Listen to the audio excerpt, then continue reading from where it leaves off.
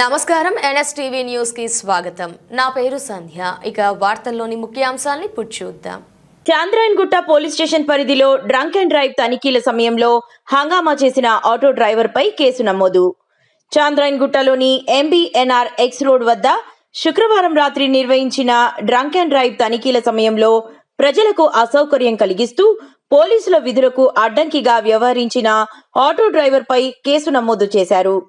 పోలీసుల వివరాల ప్రకారం పహాడీ షరీఫ్ కు చెందిన సయ్యద్ ఇర్ఫాన్ అనే ఆటో డ్రైవర్ శుక్రవారం రాత్రి సుమారు 9:30 సమయంలో ట్రాఫిక్ పోలీసులు సాధారణ డ్రంక్ అండ్ డ్రైవ్ తనిఖీలు నిర్వహిస్తున్న సమయంలో హంగామా సృష్టించాడు.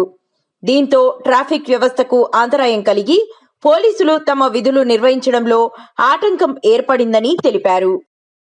సయ్యద్ ఇర్ఫాన్ సార్. మీ నాన్న పేరు? సయ్యద్ హుసేన్. ఎంత వయసు నీది? 23. ఏం పని చేస్తావు నువ్వు? నేను కుకింగ్ మాస్టర్ పని చేస్తా సార్. ఎక్కడుంటావు నువ్వు? పహాడీ షరీఫ్ చార్మినార్ మజీద్.